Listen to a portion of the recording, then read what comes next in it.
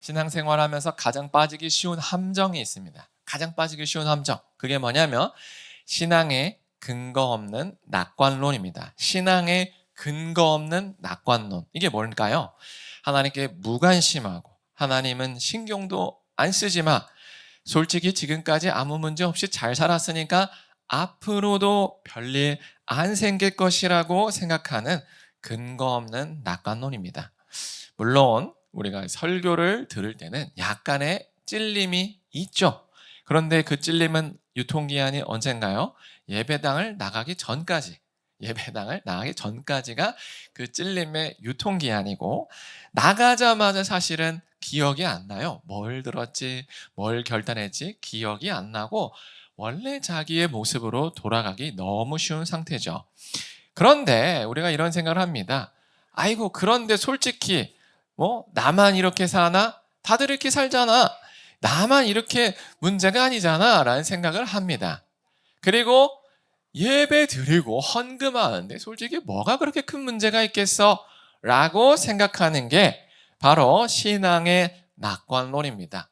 왜냐하면 이 정도 했으면 야, 남들 다 이렇게 사는데 하나님이 나만 설마 콕 뽑아가지고 뭐라 할까? 라고 생각하는 거죠. 그런데 사실 이렇게 우리가 너무 근거 없는 낙관론을 갖는 데는 우리만의 문제가 있는 게 아니에요. 뭐냐면 진짜 하나님이 그냥 가만히 계세요. 진짜 그냥 맨날 죄질 때마다 내 이놈 하면서 혼을 내버리면 우리가 그러겠냐 이겁니다. 안 한다 이거예요. 그러니까 하나님께서는 도대체 왜 그렇다면 이토록 가만히 계시냐 질문을 던질 수 있는데, 그 질문의 답이 바로 오늘 본문에 있다는 겁니다. 도대체 하나님은 왜 심판을 안 해가지고 내가 죄짓게 만드는 거야? 라고 생각하는데, 그래서 우리가 오늘 설교를 잘 들어보시면요, 하나님께서 심판을 미루시는 진짜 이유를 아실 수 있을 겁니다. 오늘 본문은 드디어 바울이 거짓 사도와의 그 대결을 마치고 이제 고린도 후서의 마지막을 장식하는 13장입니다. 그래서 이제 이 고린도 후서에서 바울이 최후 통첩이자 마지막 호소를 하는데요.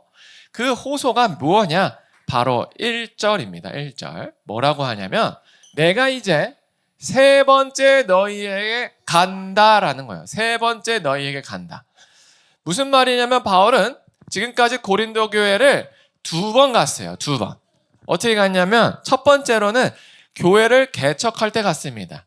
그래서 이 고린도 교회에서 열심히 사람들에게 예수님 말씀을 가르치고 제자를 만들고 교회를 세우도록 하나님 말씀을 가르쳤어요.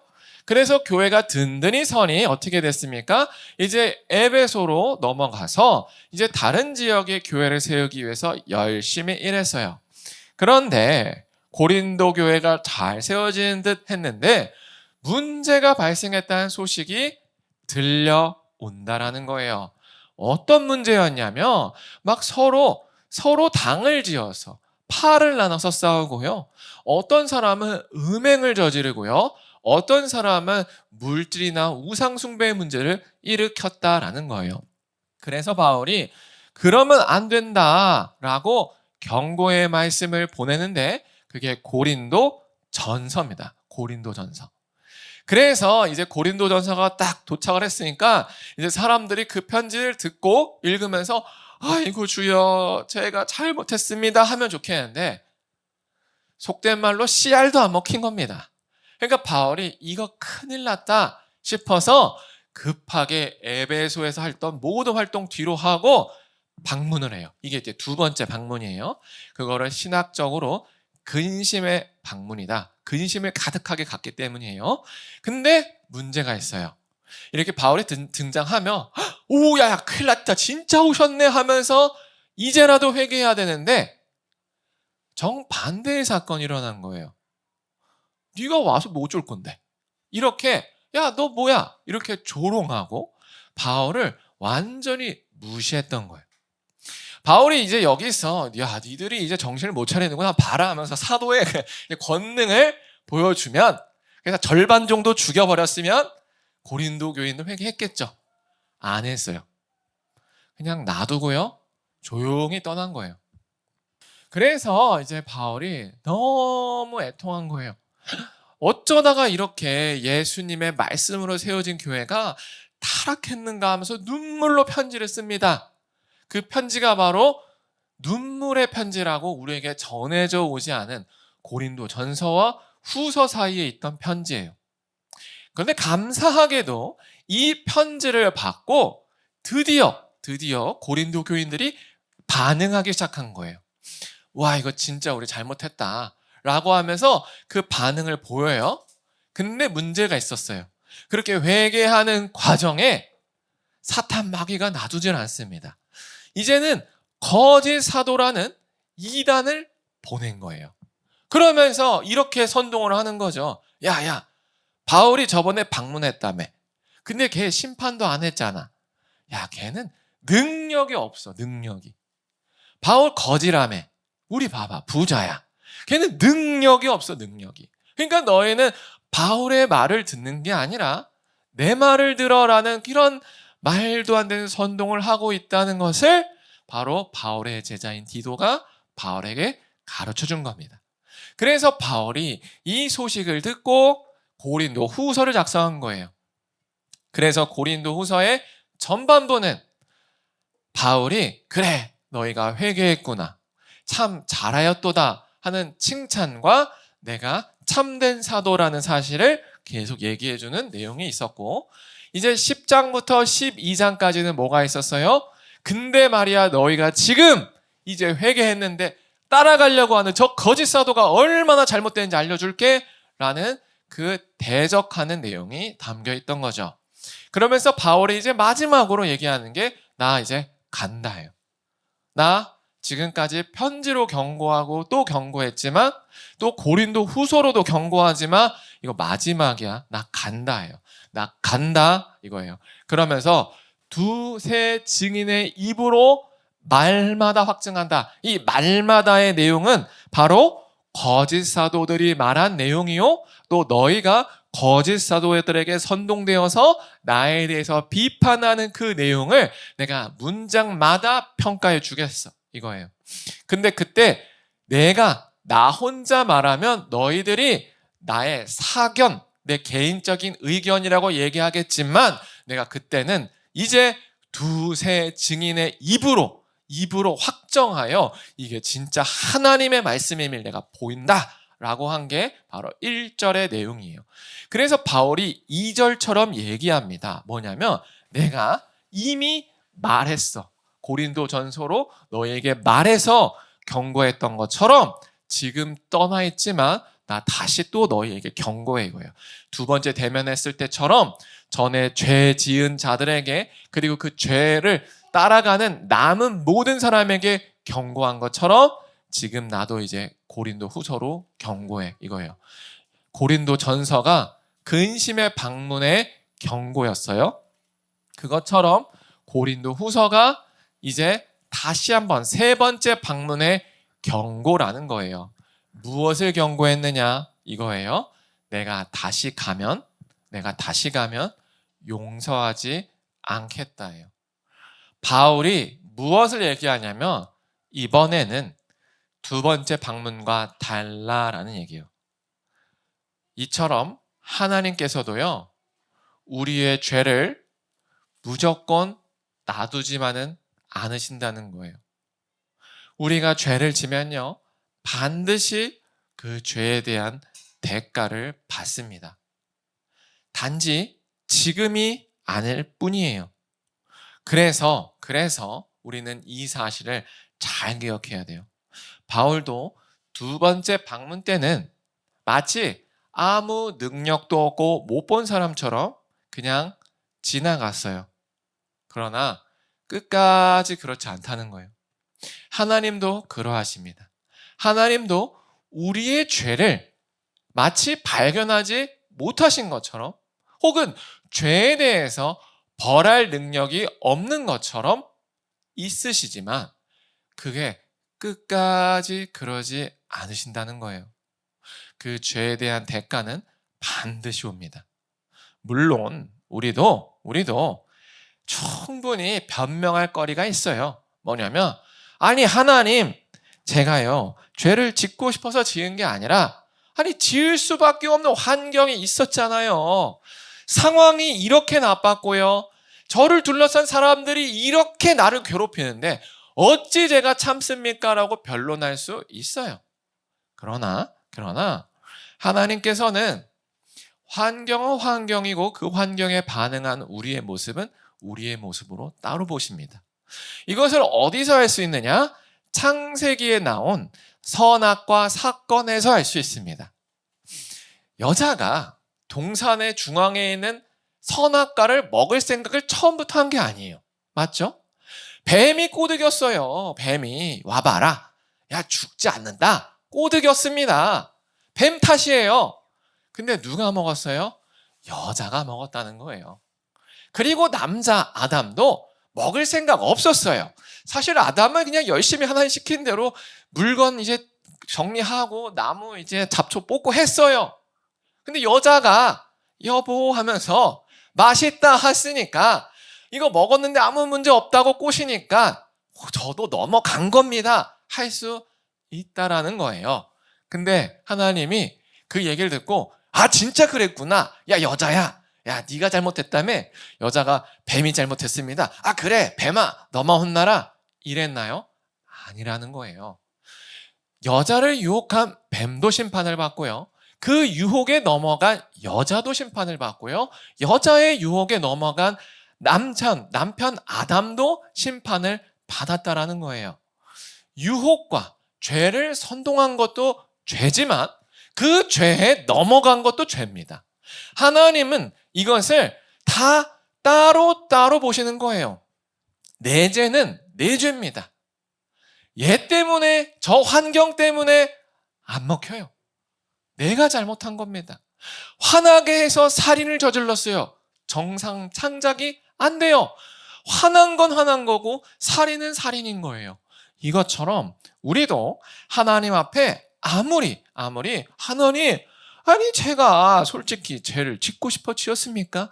제 상황에 와보세요. 제 환경에 살아보세요. 그거 하나님의 아버지도 이거 안 될 겁니다라고 해도 죄는 죄다라는 거예요. 하나님 앞에 우리가 이렇게 죄를 가볍게 여기는 이유가 뭡니까? 지금까지 괜찮았으니까 이거예요. 아무 일 없었으니까. 내가 이렇게 막장으로 했어도 솔직히 하나님 내 인생 놔뒀잖아. 근데 뭐 이제 와서 라는 생각이 든다는 거죠. 하나님을 가볍게 여겨서 그 가볍게 여김이라는 그 마음의 중심, 그 중심이 죄를 낳아요. 어떻게 낳냐? 돈, 시간, 능력을 내 마음대로 방탕하게 씁니다. 그리고 어떻게 해요? 가족, 배우자, 자녀, 친구, 친척, 직장, 동료, 이웃, 교회 식구들에 대해서 무관심하고 이기적으로 행동하죠. 근데 그게 너무 작은 죄예요. 작은 죄. 너무 작다 보니까 본인도 기억도 못해요. 자기가 그냥 낭비해버렸던 시간, 낭비해버렸던 돈, 그냥 무관심했던 그런 태도들이 너무 작고 익숙하니까 기억도 안 나요. 근데 문제는 그 죄가 쌓인다는 거예요. 죄가 착착착착착착착착 그 모래시계에 작은 모래 알갱이들이 쌓이다가 그 위에 있는 모래시계가 다 비듯이 우리의 삶과 시간과 행동도 쌓인다는 겁니다. 그러면 어떻게 되는가? 바울이 오늘 본문 2절처럼 내가 다시 가면 용서하지 않는 하나님의 심판을 우리 삶에 맞습니다. 그때가 되면요. 후회해도 늦어요. 이미 우리의 인생이란 집이 무너져 있거든요. 그때 가서 후회하면 뭐합니까? 이미 다 망가졌는데. 여러분, 그래서 회개에도요. 골든타임이 존재해요. 언제입니까? 오늘 바로 지금이에요. 하나님께서 여러분에게 이 메시지를 들리게 하셨다는 것, 지금이 기회다는 겁니다. 지금 회개하라는 거예요. 여전히 내 마음속에 아이고 지금 뭐 되겠어? 라고 그 마음이요 회개하셔야 됩니다. 기회를 준 거예요. 여기서 조금만 더 나가면 이제는 진짜 우리가 겨우겨우 마치 저글링 하듯이 버텨온 이 죄의 거품들이 와르르 무너져서 정말 인생이 작살납니다. 그래서 이 사실을 꼭 기억하셔서 지금 이 시간 주여 살려 주시옵소서. 제가 지금까지 제멋대로 살았던, 그래서 겨우겨우 여기까지 아등바등 버텨온 거 하나님 이제 정상적으로 너무 고치고 싶은데 솔직히 두려워서 못 고쳤는데 하나님 제발 결단하게 해주세요 라고 했으면 좋겠습니다. 근데 솔직히 우리가 지금까지 철저하게 회개하진 이유가 있어요. 이렇게 회개의 말씀이 한두 번 들렸겠습니까? 한두 번 들렸겠어요? 수도 없습니다. 우리 지금까지 인생 살면서 수도 없는 하나님의 회개의 말씀이 선포되었는데 그때마다 왜 지나쳤어요? 지나쳐도 됐으니까요. 하나님이 마치 발견을 못하신 것처럼 아싸 피해 갔다라는 마음이 솔직히 있다라는 거예요. 그렇다면 하나님께서는 왜 놔두시냐?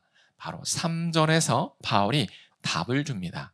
뭐라고 하냐면 이렇게 얘기해요. 이는 그리스도께서 내 안에 말씀하시는 증거를 너희에게 구함이나, 이거예요. 이게 무슨 말이냐면 바울이 두 번째 방문할 때 아무런 말도 안 하고 떠났습니다. 그러니까 어떻게 돼요? 바울이 무력해 보이고 약해 보이는 거죠. 그래서 거짓 사도들이 이렇게 얘기해요. 거 봐라. 바울 약하잖아. 근데 예수님 어때? 강한 분이잖아. 그러니까 바울이 만약 예수님 안에 있었다면, 예수님이 바울 안에 있었다면 두 번째 방문했을 때 그냥 있었겠어? 뭐라도 보여줬겠지. 걔가 힘이 없으니까, 예수님의 권능이 없으니까 그냥 간 거야, 이거예요. 그게 뭐예요? 바울한테 당신 지금 예수님의 사도 아니죠? 라고 물었던 거를 바울이 인용한 거예요. 너희들이 나 약해가지고 그때 그냥 간 거 가지고 예수님이 나와 함께 안 한다고 생각하지? 이거예요. 그래서 바울이 뭐라고 얘기하냐면 이 3절 하반절이에요. 예수님은 너희에게 대하여 약하지 않아. 이게 무슨 말이냐면 이겁니다. 예수님께서 무능해서 너희의 죄를 모르는 게 아니야. 이거죠. 아시겠죠? 예수님이 무능해서 너희의 죄를 그냥 눈 감고 계신 게 아니야. 도리어 너희 안에서 강하셔. 이건 무슨 말이냐면 너희들 과거를 돌아봐. 너희가 죄인이었을 때 회개한 것, 그리고 지금처럼 성령의 은사를 받은 것, 이 모든 것 누구로부터 나왔니? 예수님으로부터 나왔어. 맞지? 이거예요. 맞지? 이겁니다. 맞죠? 동의가 돼요. 끄덕끄덕 맞네. 예수님은 약하지 않으시지 강하시지. 맞아. 그러니까 내가 너 바울에게 너 능력이 없다고 얘기하는 거잖아 라고 동의하게끔 바울이 얘기를 한 거예요. 마치 예수님은 강하지. 그런데 이게 중요해요. 4절입니다. 그런데 그리스도께서 약하셔. 약하셔. 뭘로? 그래서 십자가에 못 박히셨어. 이거예요. 그렇게 강한 예수님이 무리를 걷고 죽은 자를 낫게 하고 앉은 자를 일으키시고 눈먼 자를 뜨게 하시는 예수님이 약하셔. 언제? 십자가에서 무력하게 죽으셨어. 이거예요. 강하시면 십자가에서 내려오셔야 됐는데 예수님이 십자가에서는 너무나도 무력하고 약하게 죽으셨어. 왜일 것 같아? 이거예요. 왜일 것 같아? 그 이유는 바로 너희 때문이야 라는 거를 생략해서 말하는 거예요. 만약에 예수님께서 십자가에서 내가 얼마나 능력이 센지 보여줄게 이놈은 놈 하면서 나오셨다면 우리 중에 그 누구도 구원받을 자가 없을 겁니다. 왜냐하면 예수님이 우리가 지어야 될 죄의 짐을 짓지 아니하시고 자신의 강함을 드러내셨기 때문에 우리의 죄가 온전히 우리에게 돌아온다는 거예요. 그러나 예수님은 우리의 죄를 감당하시기 위하여 우리를 너무나도 사랑하시기 때문에 약하심을 선택한 거예요. 나약함을 선택하신 거예요. 그러나 끝까지 나약했는가? 아니라는 거죠. 하나님의 능력으로 살아나셨다는 거예요. 그래서 이제는 온 우주의 심판자로서 통치자로서 하나님 보좌 우편에 앉아 계신다라고 바울이 선포하는 겁니다.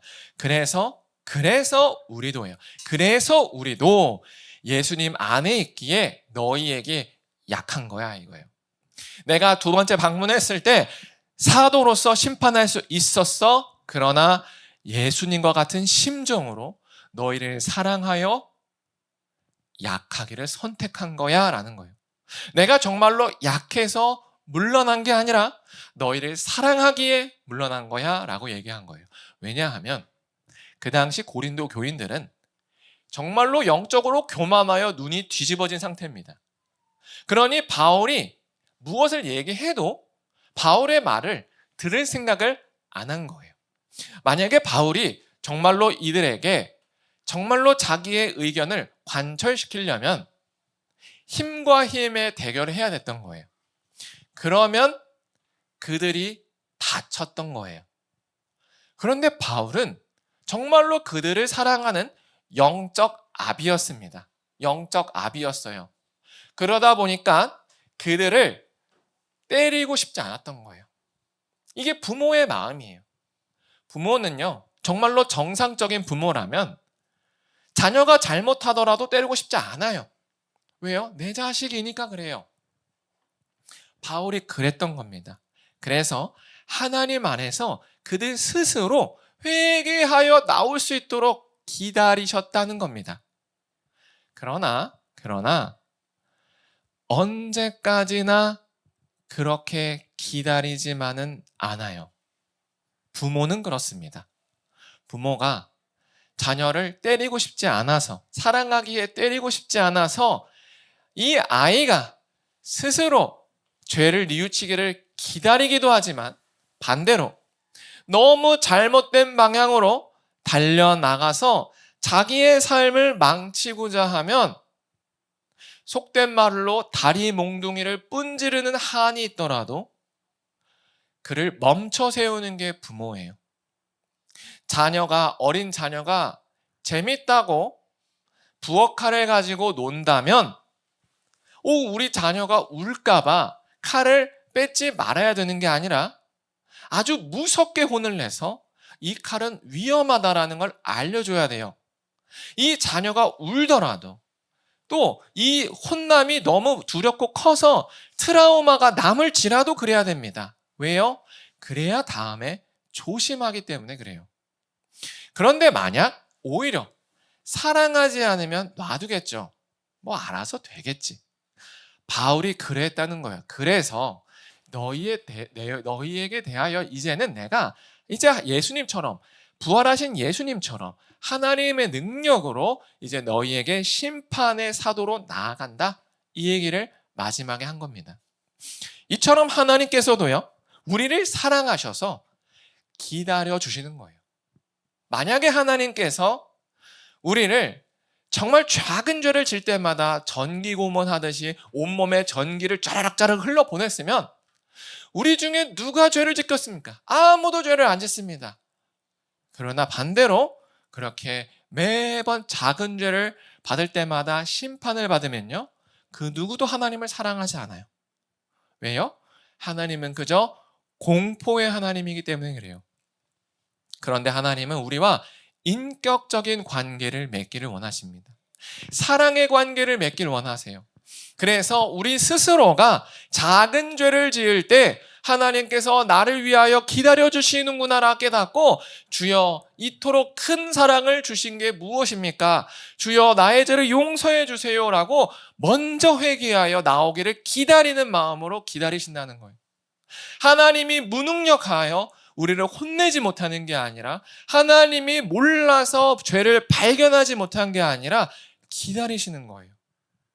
사랑해서 기다리는 거예요. 그러나 사랑해서 기다리고만 있지 않으세요. 우리의 죄가 쌓인다는 건 내 맘대로 산다는 게 아니에요. 우리 눈에 보이게는 내 맘대로 사라진 것처럼 보이겠지만 사실은 내 인생을 좀먹고 있던 겁니다. 제가 재정 강의를 이번에 하면서 이제 300명 가까이가 들어오셨고, 300개 가까이 리뷰를 다 읽어봤습니다. 근데 그 리뷰에 공통점이 있어요. 뭐냐면 처음에는 신용카드를 그냥 조금만 써야지, 필요할 때만 써야지 라고 시작했는데 한번 쓰다 보니까 이 신용카드가 계속 나의 삶을 이끌고 갔다라는 고백이에요. 그래서 정말로 제가 표현했던 대로 지옥의 급행 열차를 탄 것처럼 인생이 이제는 감당이 되지 않는 수준까지 갔다라는 거예요. 그래서 이것이 멈춰야지 했는데 그 작은 맨날 신용카드 쓰는 게 무슨 큰 죄겠어요? 생각했던 그 죄들이 모여서 이제는 멈출 수가 없네요. 돌려막지 않으면 내 생활이 가능하지 않아요. 이제는 멈추기도 두려워야 하는 상황이 됐다라는 거예요.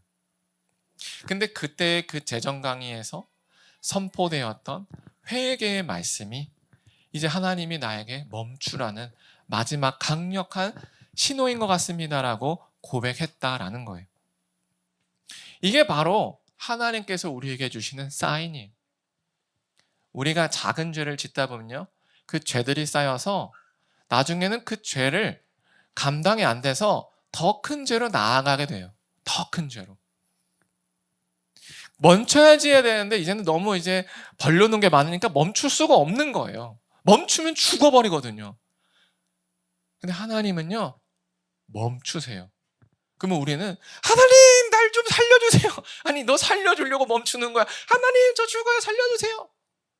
여러분 멈춰야 삽니다. 죄를 향해 달려가는 그 길을 멈춰야 살아요. 하나님께서 우리의 인생을 멈추시고요. 또 회개할 기회를 주는 이유는 언젠가 때를 봐서 때리기 위한 게 아니에요. 회복하시기 위함이에요. 이걸 기억하세요. 하나님이 우리를 심판하시는 것은 정말로 너 한번 잘 됐다 잘 걸렸다가 아니에요. 우리를 회복하시기 위한 거예요. 그래서 내 뜻대로 되지 않아서 결국에 다 집이 무너지는 거 당할 수 있어요. 안 당하는 게 은혜가 아니라 당하는 게 은혜입니다. 근데 그 당하는 게 끝이 아니라는 거예요. 하나님은 그 뒤에 회복이 있어요. 그러니까 여러분 그 사실을 믿으세요. 빨리 멈춰야 됩니다. 빨리 무너져야 돼요. 내가 죄의 집을 다 짓기 전에 나 스스로 그걸 무너뜨리고 나오셔야 됩니다. 하나님은 우리를 위하여 정말 튼튼한 돌집을 마련해 놓으셨어요. 반석 위에 세운 집을 마련해 놓으셨어요. 그런데 우리가 그 지푸라기처럼 그 나뭇가지로 얽히설키 만들어 놓은 그 죄의 집이 좋다고 이거 겨우 만들었다고 붙들고 있으면 비바람이 치고 폭풍우가 치면 우리 인생 한 번에 끝납니다. 죄는요 얽히고 설키고 그냥 되어 있어서 정말로 작은 거 하나 톱니바퀴가 탁 무너지는 순간 와르르 무너지게 되어 있습니다. 그러나 하나님의 말씀대로 차곡차곡 쌓아간 집은요, 우리 인생은요, 어떠한 비바람이 와도 어떠한 풍랑이 와도 주 예수 그리스도께서 나를 구원하셨다는 그 사실을 붙들어서 지금까지 살아왔기 때문에 안전합니다. 이 사실을 믿으셔야 됩니다. 이 사실을 믿고 어서 빨리 주여 내 옛 과거의 죄의 집 버립니다. 하나님 나를 살려주세요. 나오세요. 그래야 삽니다. 그래서 오늘 이 시간이 바로 우리 인생의 그 터닝 포인트가 되었으면 좋겠어요. 지금까지 어쩌면 우리도 두려움에 여기서 멈추면 어떡하지? 또는 하나님 안 걸리길 원합니다 했던 삶을 살 수 있습니다. 혹은 지금까지 하나님께서 나의 죄 그냥 놔두셨으니까 앞으로도 좀 놔둬주세요 하고 살았을 수 있어요. 그러나 끝까지 그렇게 놔두지 않으세요. 우리를 괴롭히려고 그런 게 아니라 우리를 사랑하셔서 놔두지 않으세요. 그러나 그 사랑의 매는요, 때림이 목적이 아니라 회복이 목적입니다. 그래서 우리가 이 시간 진짜 저의 입을 통해서 하나님이 우리를 향해 하시는 이 호소를 진지하게 듣고 주여 알겠습니다. 회개합니다. 멈춥니다. 살려주세요. 이제 하나님께 나아갈게요. 결단하는 모두가 되었으면 좋겠습니다. 그래서 우리가 이 시간 찬양하고 기도할 때 이렇게 기도했으면 좋겠습니다. 우리가 그릇된 모습을 회개하고 다시 하나님께 진실이 나아갈 수 있게 해달라고 기도했으면 좋겠습니다.